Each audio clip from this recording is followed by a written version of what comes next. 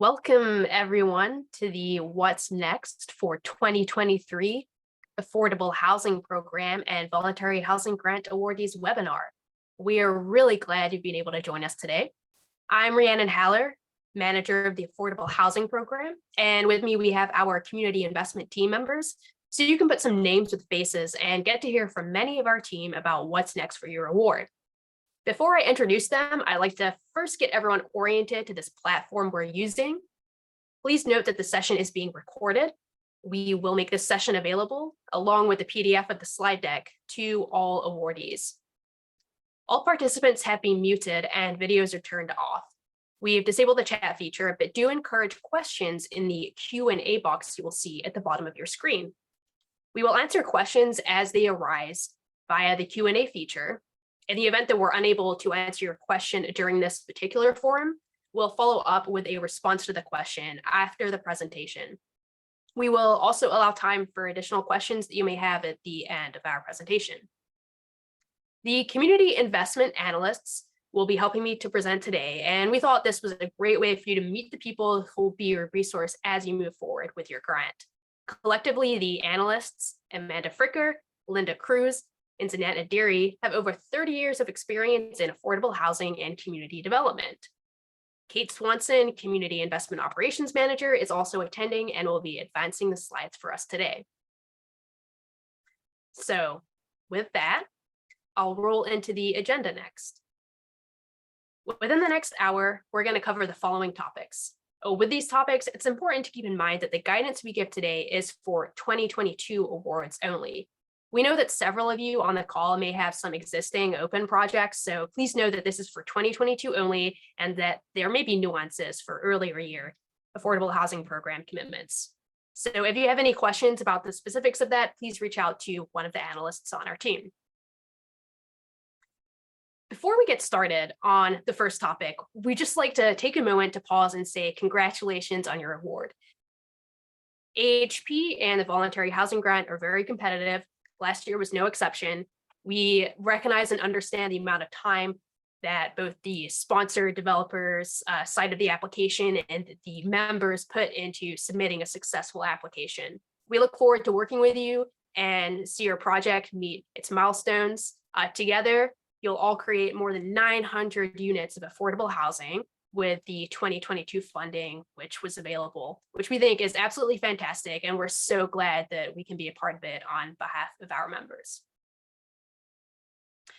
So one big difference in last year's AHP application cycle was the inclusion of a concurrent voluntary housing grant funding opportunity. This additional funding was available for projects within our district of Delaware, Pennsylvania, and West Virginia. The Voluntary Housing Grant Initiative is separate and distinct from the Affordable Housing Program, meaning that it does not fall under the Federal Housing Finance Agency's Affordable Housing Program regulation, but uses the same infrastructure as AHP. So while most of the information on this webinar will apply to you, there are a few important differences to be aware of. First, you will be using different versions of some key project administration documents. Voluntary housing grant awardees must make sure they use the correct version of the grant agreement and monitoring agreement. Vice versa, AHP awardees must make sure they use the AHP versions of the documents. Similarly, voluntary housing grant awardees must use the correct real estate retention agreement or rider to secure the affordability of the project. These voluntary housing grant documents will be available on our website tomorrow. If you have any questions about which document to use, please contact your portfolio analyst and they'll be happy to help. Second, a big thing to note is because the voluntary housing grant is an initiative of the Federal Home Loan Bank of Pittsburgh and not a statutory program like AHP, as I mentioned, these projects have slightly different compliance requirements. So we'll note these differences throughout the webinar. The Voluntary Housing Grant Program Manual, which is going to be available again on our website tomorrow, also details these differences. Next, Linda Cruz will discuss the guiding policy document for both these programs, the AHP implementation plan. Thanks, Rhiannon. I'm Linda Cruz, and I'm going to spend a few minutes talking about the Affordable Housing Program Implementation Plan. As we go through the presentation, you'll notice that here at the bank, we love acronyms. For this slide and upcoming slides, we refer to the Affordable Housing Program as AHP and the Implementation Plan as I-Plan. The AHP implementation, or I-Plan, is the policy document that governs both affordable housing program and voluntary housing grant projects. It was critical to review and understand when applying for AHP or voluntary housing grant funding, and it is still a vitally important document to reference as you continue throughout the project development process. The AHP I-Plan, it's developed each year, and it's created to comply with the Federal Housing Finance Agency, FHFA, regulation, which governs AHP. The FHFA is our regulator, or boss, so to say, for the entire federal home loan bank system. And every federal home loan bank is subject to an annual examination. Additionally, as part of the overall process, there are separate monitoring and direct subsidy agreements for both AHP and voluntary housing grant projects that must be executed prior to disbursement, and they outline specific requirements. The I-Plan is updated each year. It takes into account these regulation requirements, scoring information, and feasibility guidelines for the plan year. The I-Plan is a document you need to have and review throughout the development process and post-completion retention period to make sure your project continues to stay in compliance with the approved commitments and feasibility guidelines. The bank's website, it not only includes the current I-Plan, but it also has all of the prior year I-Plans, which are always on our website and available for reference. This differentiation between I-Plan years is very important, and I'll explain it through an example. If you were considering submitting a new application for the 2023 funding round, you would look to the 2023 I-Plan.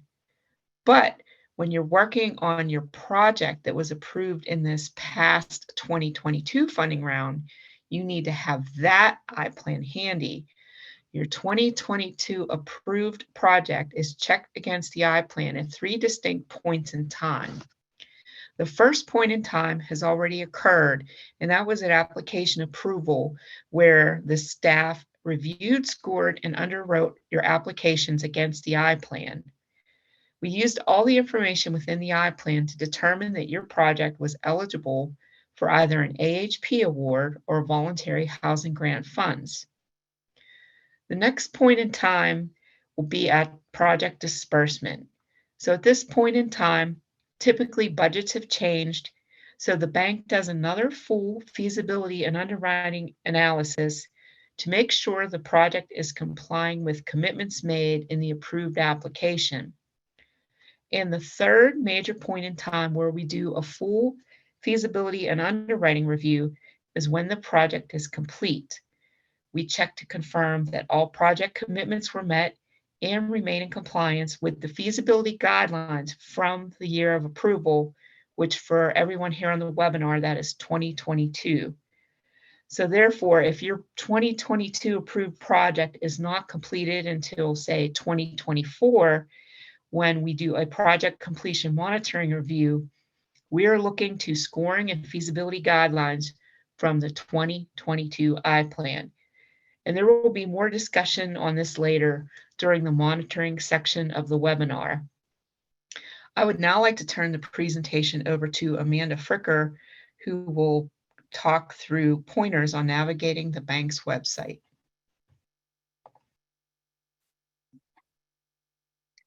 Thanks, Linda. Next, let's review how to access the bank's website, since this is how all transactions will be processed, including but not limited to disbursements, extensions, semi-annual progress reports, which you may hear referred to as SAPRs. As noted at the top of the screen here, our AHP website can be found at fhlb-pgh.org. www.voluntary.com/AHP.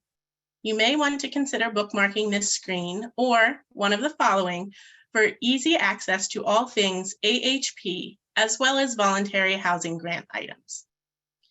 The main text of the page provides details on the AHP program. Items in yellow at the bottom, not visible on this slide, provide step-by-step guidance on how to learn about and submit an application. But since you've all applied and been awarded, congratulations again, we'll skip those items and focus on the circle items here, AHP forms and resources, and the information directly below it, AHP updates, which I'll get to in a moment. Once finalized, these sections will also house important voluntary housing grant items. Please remember, this has separate documentation that is required, which, although similar, is still different, so be mindful of which version you are selecting for the documents. All of the documents will be clearly labeled for the correct funding source. Once you're on the AHP webpage, you'll see a picture of someone signing or writing on documents in the left. What you might not see is the text that says AHP Forms and Resources. We've circled it here. This image is clickable, and it's the most efficient way to access our current forms. I recommend confirming that you're using the correct version of forms before you submit the documents to us for review, since forms are frequently updated as part of compliance changes or process improvements. By clicking on the AHP Forms and Resources link on that main page, the image of the hands, you'll be directed here. During the disbursement phase of the project, you will likely need the AHP guides and webinars, this red block in the top middle, the Using AHP Funding, the red block on the bottom middle. You may also find the AHP Project Monitoring and Reporting, this turquoise block on the bottom right, helpful as you look ahead. As a reminder, pertinent voluntary housing grant items will also be housed here. There will not be a separate page for those. Please select the correct version of the form needed. For the guides, it's also worth noting that they're further split by project year, those awarded through 2018 and those awarded after 2018. Again, be sure you're referencing the correct version for your 2022 awarded project. I mentioned on the previous slides that we have an AHP update section on the left-hand side of the page under Forms and Resources. Check this section for brief announcements. You'll also see Product Manager Rhiannon Haller's contact information just below this section. And while it is available, we recommend reaching out to your analyst directly with any project-related questions you may have. Or if you have general questions, you can email the AHP inbox at ahp@fhlb-pgh.com. From time to time, we'll also update the website with important details, usually found at the top of the page in red. It's circled here to call your attention to it. This is another page I suggest bookmarking, or if you've bookmarked the main page, clicking on the Forms and Resources image above will also take you to this link, the AHP resource page. That's the color blocked page we saw a few slides back. Again, it's accessible by typing the URL listed here or simply by clicking the image of the hands on the main page. As I mentioned, the guides and webinars are split out by project year, those awarded before and those awarded after 2018. Additionally, we have separate homeownership versions and rental versions of the guides. The guides are a wonderful resource, complete with screenshots to help you. We keep them up to date based on system enhancements, as well as feedback we receive from our users. So while it's great to save the PDF to your desktop for easy reference, you might want to bookmark the page instead, so you'll always have the most current version. For home ownership projects, I also recommend watching the income webinar to learn how to correctly document income, what documents are acceptable, when to qualify participants, and how to submit the documentation at disbursements. For additional income questions for both home ownership and rental projects, Everyone should review our income guidelines, again, available under the Using AHP color block. The final item on this slide is registration. At this point in the process, you should all have access to the AHP online system, either as a member contact or as a lead sponsor contact. If you have trouble accessing your projects, please reach out to us directly. More importantly, contact information for projects should be kept as current as possible during the funding period and during the monitoring period, which is 5 years after completion for homeownership projects and 15 years after completion for rental projects. We use the contact information regularly to send important AHP communications, everything from round information to compliance items. If your project contacts aren't current, then you'll be missing out. If you experience a change in staffing, please refer to the sponsor registration guide. And if you're still stuck, reach out to the AHP mailbox for assistance. This concludes the Navigating the Bank's website portion of the webinar. AHP analyst Zanat Nadiri will now present disbursements. Thanks, Amanda. I will be discussing the disbursement process from awarded to funded. First of all, congratulations on your award. You can start your project. You will start incurring construction costs and other eligible costs. You will satisfy conditions, initiate your disbursement, and provide the required disbursement documentation. The sponsor organization will then sponsor approve the disbursement, and then it is sent to the member for approval. Once the disbursement is sponsor and member approved, the FHL bank will review and first approve, as well as second approve the disbursement request. Once the disbursement is second approved, the funds will be sent to the member via their account, and the member will forward the funds to the sponsor. Two important things to note: after the disbursement is initiated, but before it is sponsor approved, it is in a pending status. A disbursement is not considered submitted to the bank until all screens have been completed, all conditions and requested documentation provided, and in a member approved status. After a disbursement is member approved, there is up to a 15 business day window for the bank staff to review. If any clarifications are needed, this can add additional time to the overall review process, as all items must be adequately explained and issues resolved before the bank approves and the money is forwarded to the member bank and then to the sponsor organization. On February 6th, you received as a sponsor organization, you received the post-award email with relevant award links and the contact information for your project's assigned analyst. This is your go-to person should you have any questions. And as a reminder, the subsidy is funded on a reimbursable basis after the eligible cost has been incurred. We primarily fund construction and rehabilitation costs, but there are other eligible costs. Please see the 2022 implementation plan for eligible and ineligible project costs. For owner-occupied rehabilitation projects, the reimbursement can only be requested after the entire rehabilitation has been completed for the owner-occupied rehab unit, while the reimbursement for a for-sale project can only be requested once the unit is complete and sold. This is in addition to our minimum draw provision. For the minimum draw provision, the owner-occupied projects must request at least 25% of the AHP or voluntary housing grant subsidy awarded, or at least 25% of the units in the project in each disbursement request.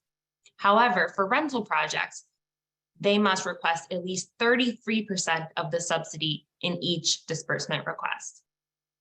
Each project also has really unique conditions, some of which will need satisfied prior to funding. So as of tomorrow, you will be able to review your project's unique conditions in the AHP system.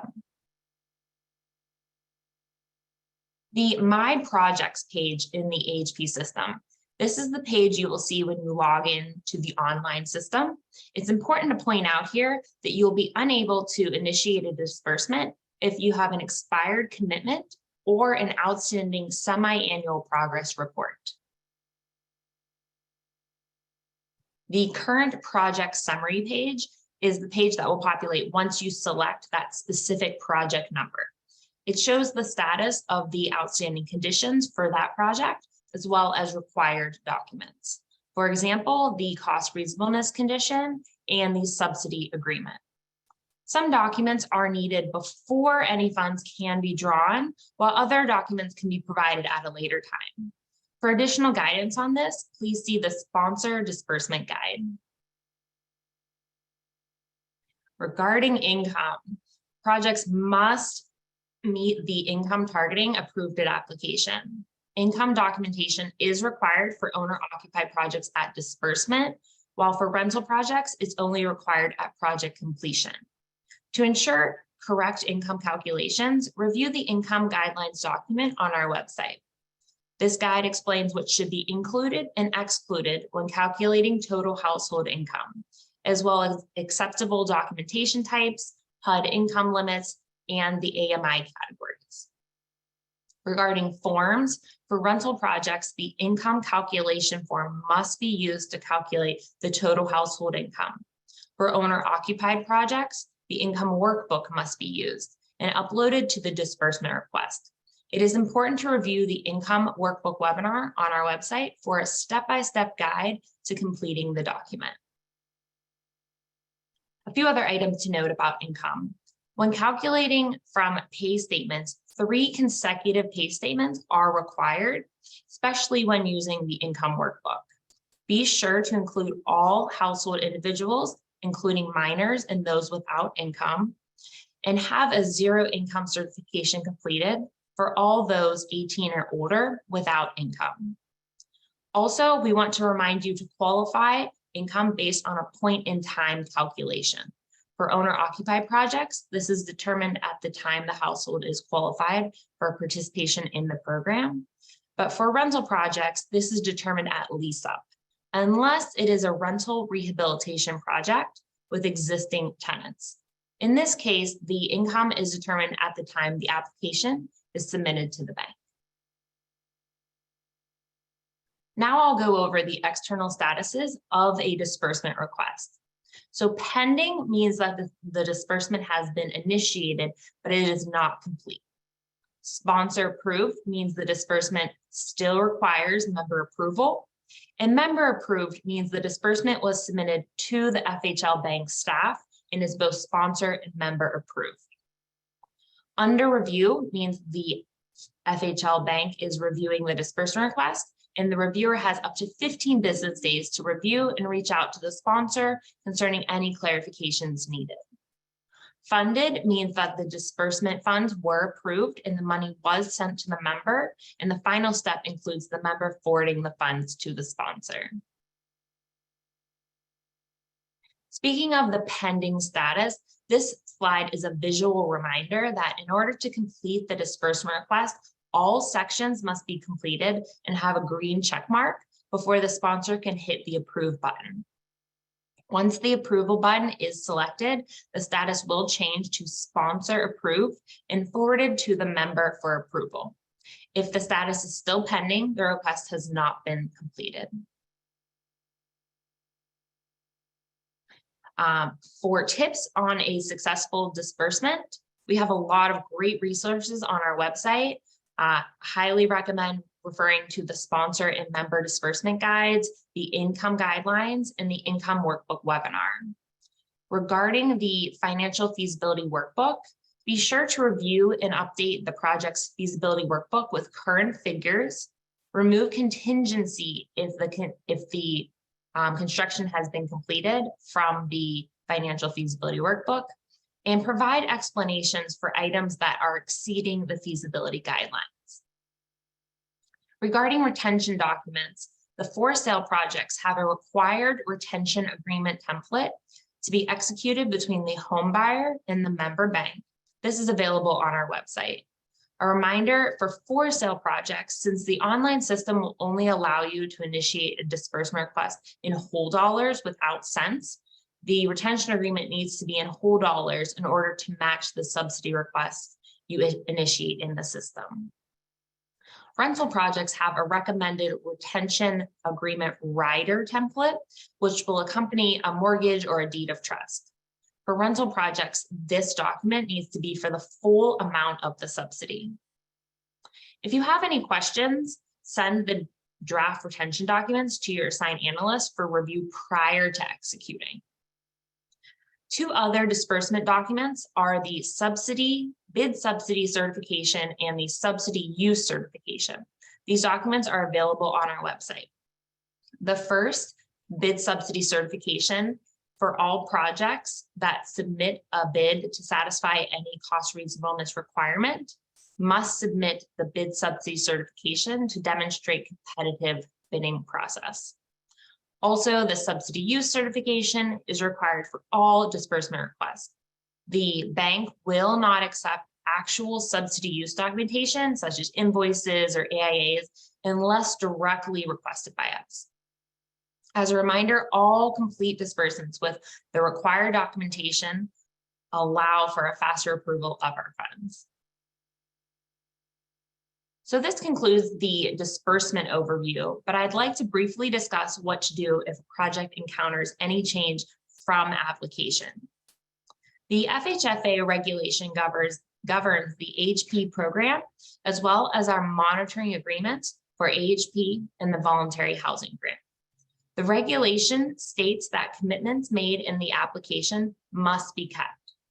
Any change to the project's commitments from application is considered a modification. Any request for a project modification will be subject to Cure First requirements, which requires the sponsor to demonstrate reasonable efforts were made to fix the non-compliance before providing the modification request to the bank. Please note that the voluntary housing grant projects are exempt from the Cure First requirement. If the project encounters a change to the approved commitments and application, it may impact the award. A modification request will need to be submitted by the sponsor organization or member bank, including Cure First actions and demonstrating good cause rationale for the modification request. Modification requests are not guaranteed, and the bank may implement an action plan to cure the non-compliance before considering the modification request. For these reasons, it's very important that the project not deviate from the approved application. But if something comes up, please reach out to us, specifically your assigned analyst, for how to proceed. So this concludes my portion, and I will pass it along to Linda. Thank you. Thanks, Annette. The first thing I would like to go over is a brief overview of the monitoring process. FHL Bank Pittsburgh is required to monitor AHP and voluntary housing grant projects for compliance with program stipulations and commitments made by the project at application. For example, we track development progress, conformance to our feasibility guidelines, and ensure adherence to application scoring commitments throughout a project's compliance period. We do require a fair amount of information be provided to the bank throughout the project lifecycle, but as previously mentioned, this is required to make sure all projects are in adherence with the regulation. The compliance period varies by project type. For owner-occupied housing projects, the compliance period lasts for 5 years, and it begins when all AHP or voluntary housing grant funds have been dispersed to the project and the last unit is sold for sale projects or rehabilitated for existing owner-occupied projects. The compliance period for rental housing lasts for 15 years after project completion, which is defined as construction is complete, all AHP or voluntary housing grant funds have been dispersed to the project, and the project is at least 75% leased up. We also refer to the compliance period as the retention period. And then there are 3 phases or levels of monitoring: the semi-annual progress reports, construction phase, project completion report, the post-completion phase, and long-term monitoring, which is applicable to certain rental projects. And we'll discuss these monitoring levels in further detail in subsequent slides. All of us here in Community Investment, we are passionate about affordable housing. We're thankful for the opportunity to be a part of your projects and work with you.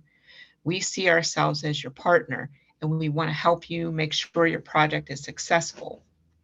But as we all know, housing development is often subject to the occasional timeline hiccup, and projects do not always go as planned. So what happens in these cases? There may be an extension of the award, which I'll provide more detail shortly, a deobligation, which is a partial or full reduction of the award, and it's usually due to changes in project scope, or recapture of funds after the project is complete due to non-compliance. And as Annette discussed earlier, our cure first approach and modification process. Should your project encounter any challenges or scope changes, we recommend reviewing any prior documentation provided to FHL Bank Pittsburgh, including your original application, and reaching out to us if there may be an impact on the AHP or Voluntary Housing Grant Award. A compliance period of 5 or 15 years is a very long time. Many things could happen in that time frame. So we can't overemphasize enough the importance of keeping good records and making sure any project knowledge is transferred through any organizational changes or staffing turnover, as well as ensuring your project contacts are up to date in the AHP online system. Every organization has staff moving on, retiring, or hopefully maybe even hitting the lottery. And it's very important to be prepared so any new person in your organization can step in and easily pick up where any prior staff left off in respect to project obligations and requirements. So this is very important takeaway. Keep good records, keep your contacts up to date. Now in this next slide, I will talk a little bit about extensions. So the AHP and Voluntary Housing Grant Award, it expires within 12 months of approval. In the event you are unable to draw down all funds in this time frame, you are required to submit an extension request through the bank's online system. We ask that you submit this request 2 to 3 weeks before the commitment date expires. However, feel free to get in touch with your assigned project analyst to discuss any timeline issues prior to submitting that formal extension. The extension request is completed in the system and certified by the sponsor. It can be reviewed by the member, but member approval is not required. It's important to note that extensions are based on project milestones, including the expected date of the subsidy drawdown, the status of approval of all other funding sources, construction progress, and extensions are at FHL Bank discretion based on project circumstances. Do not request an extension based on the completion date for the entire project. Only request an extension date based on the project's next major milestone. If that major milestone is met and an additional extension is needed, you follow the same process. It's very important to demonstrate to the bank that you are making progress with the project, even though you need to request an extension. Another important thing to remember is you must complete all screens as evidenced by green check marks and certify the extension request. The bank is only notified of extension request if there are all green check marks and it's been certified. Otherwise, it's incomplete. So remember, green check marks and the certify action taken equals an official extension request. Also, if there is an outstanding semi-annual progress report due, it must be completed first. And I'm going to cover that in the next slide. Semi-annual progress reports are also referred to as SAPRs or SAPRs. That's another acronym we like. They are due twice a year, January 31st and July 31st. And you will get a system-generated email from the bank reminding you when this is due. Like extension requests, these are completed and certified by the sponsor, reviewed by the member, but member approval is not required. So in the SAPR, you will provide to us information on the project's progress and level of compliance with the approved application. For example, funding sources, construction progress, units complete. And after submitting your SAPR, an analyst will review and determine if progress is satisfactory based on these items. We will look at the level of compliance with the approved application. We will look to see if AHP or voluntary housing grant funds have been dispersed to the project within 24 months of application approval. And we also look to see that construction or rehabilitation of the project's units begins within 24 months of application approval. The project should be complete within 48 months from that application approval date. SAPRs will be required every 6 months until the project is complete. And after the project is complete, the next level of monitoring is the project completion report. When a project is complete, you will be required to submit a project completion report, or PCR as we like to call it, through our AHP online system. A project is complete when the construction and/or rehabilitation is finished, all AHP and voluntary housing grant subsidy has been fully dispersed, all the units have been sold or rehabilitated if you have a homeownership project, or if you have a rental project that at least 75% of the units are leased up. When the PCR has been submitted, an analyst will review the report to determine compliance with the approved application, the implementation plan, and the regulation. We do a full final underwriting based on your completed project's audited financials, and we ensure that the grant award was used for eligible purposes, that all household incomes comply with targeting and rents. We verify cost reasonableness, and that the subsidy was needed to fill a legitimate funding gap. We also confirm that all scoring commitments were achieved, such as homeless, special needs, empowerment, etc., through project sampling. We will also verify compliance with income and rent restrictions and fair housing. And lastly, but also importantly, we will review your final pro forma to ensure long-term financial viability of your project. And for the next phase of monitoring, Amanda will go through the long-term monitoring process, which is only applicable for rental projects. Thank you. Thanks. As Linda mentioned, monitoring begins once the project has been deemed complete by the bank. Those definitions are listed in the back of the implementation plan, should you need to review them. Both homeownership and rental projects awarded AHP funding, as well as voluntary housing grant funding, must remain in compliance through the retention period. Again, 5 years for 5 years for sale home ownership projects. And as a reminder, retention on owner-occupied rehab projects is prohibited, and 15 years for rental projects. Speaking specifically to projects receiving voluntary housing grant initiative funding, home ownership for sale projects and all rental projects will be required to complete an annual certification confirming that the project is in compliance with regulation and policies approved at application. Again, this applies to homeownership for sale and all rental projects receiving Voluntary Housing Grant Initiative funding. Now let's talk about AHP funded rental projects. AHP rental projects are also subject to long-term monitoring. Again, this next section I'm going to discuss pertains to rental projects funded by AHP subsidy, not those funded by the Voluntary Housing Grant. There are two exceptions to long-term monitoring for rental projects.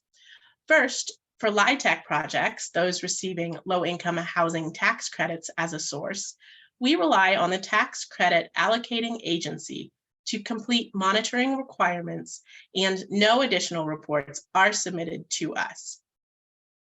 Secondly, for rental projects that receive funds other than LIHTC from Pennsylvania Housing Finance Agency, PHFA, the bank will rely on monitoring completed by PHFA, provided income targeting requirements, rent requirements, and retention period monitored by PHFA for the purposes of its own program are substantively equivalent to AHP requirements. All other AHP funded rental projects are required to submit annual certifications. You may hear these referred to as long-term certs, certifications, or just LTCs. Long-term certs are required annually and will be submitted through AHP Online. There's a guide to walk you through the step-by-step process. The long-term certification will ask the project owner to confirm and certify that income and rent compliance, occupancy, and financial viability. Again, this is required annually throughout the 15-year compliance period. If your organization experiences staffing changes, ensure the correct contacts are up to date in AHP Online. See the sponsor registration guide for step-by-step details. If contacts are not updated, you will not be able to certify in the system, and that's going to be a problem.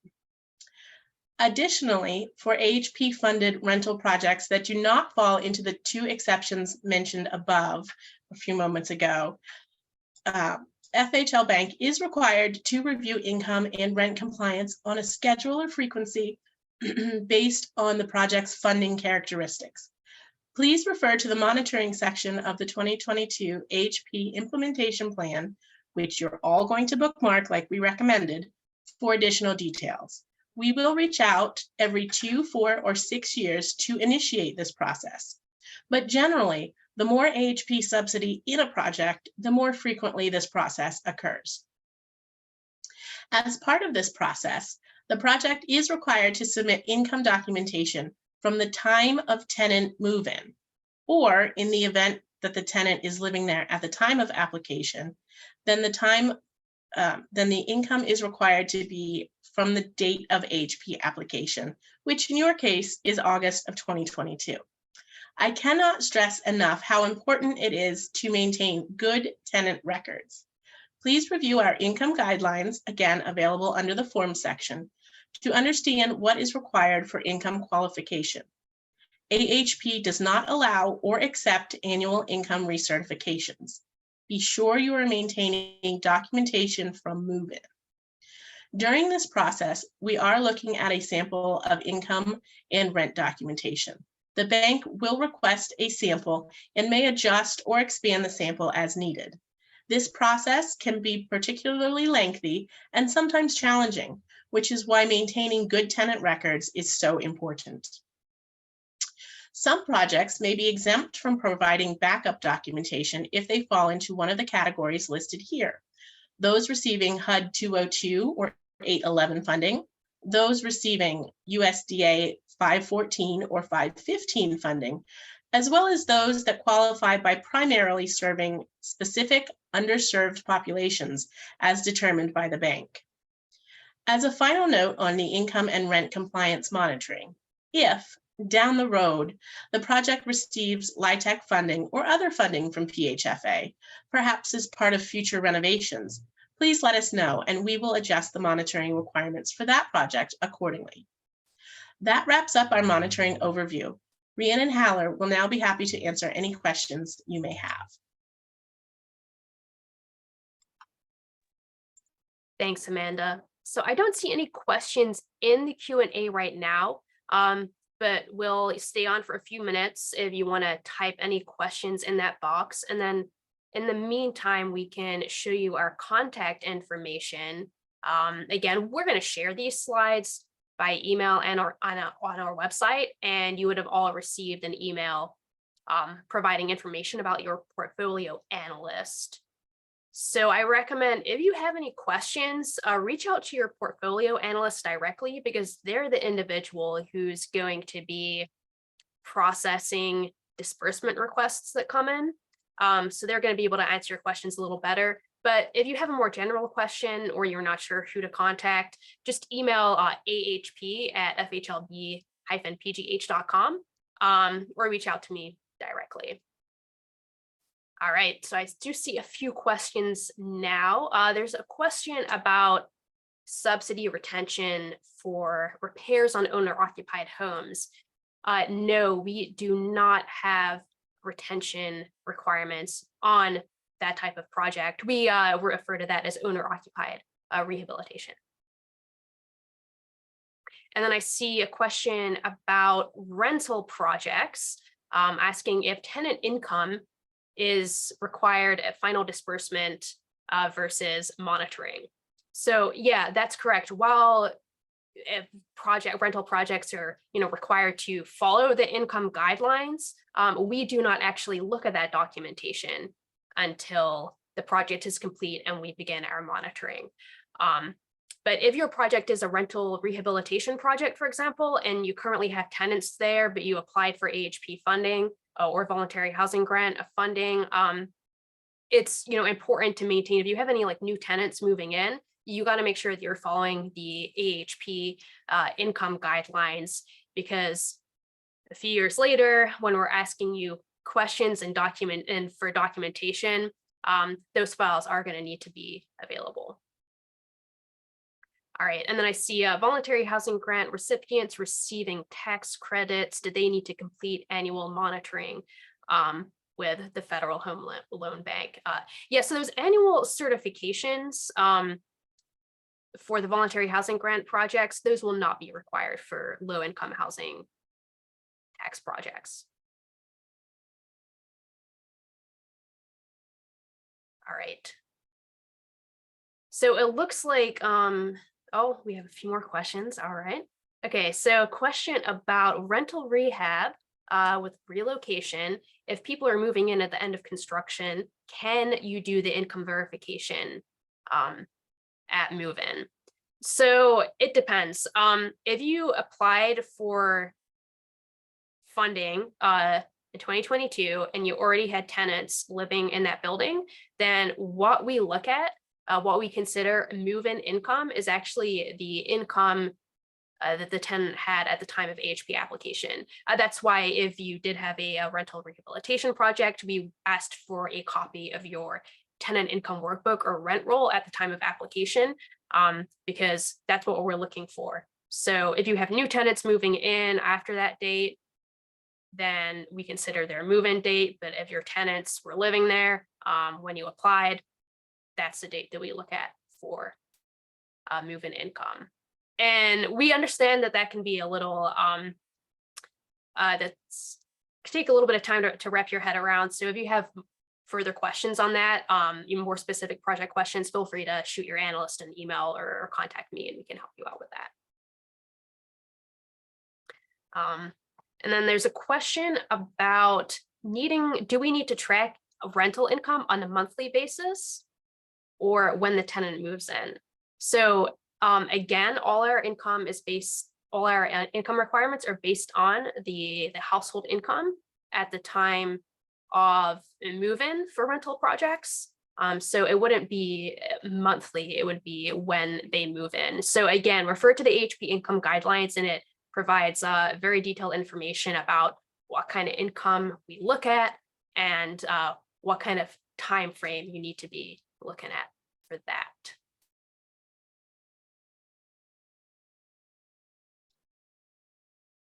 Okay. Questions are kind of slowing down now. So what I encourage everyone to do is take a look at the slide deck again, check out our website and look at all the guides. Again, tomorrow we will have our voluntary housing grant documents available for completion. And then if you have questions after you've absorbed the material, feel free to email your analyst or email the AHP inbox, and we will respond to your question that way. This webinar is going to be available by the end of this week. We'll have a PDF of the slide deck, and also this live recording is going to be available, so you can see all the questions that were asked and the answers as well. And then we'll also be sending it out by email to all awardees, because we understand that there are some people who weren't able to attend this. So with that, I want to thank you all for, oh, I see one last question here, so I'm going to answer that. All right. For voluntary housing grant funds, if the project is a phase project and funds are only used on the first phase, you need to ask for an extension. So I think this is a question I'm going to follow up with. It's a very specific question. I think I need a little more information, so I will follow up with you offline there, Catherine. All right. Thank you so much, everyone, for attending. Reach out with questions. Webinar will be available on our website, and look forward to working with you all. Thanks, everyone.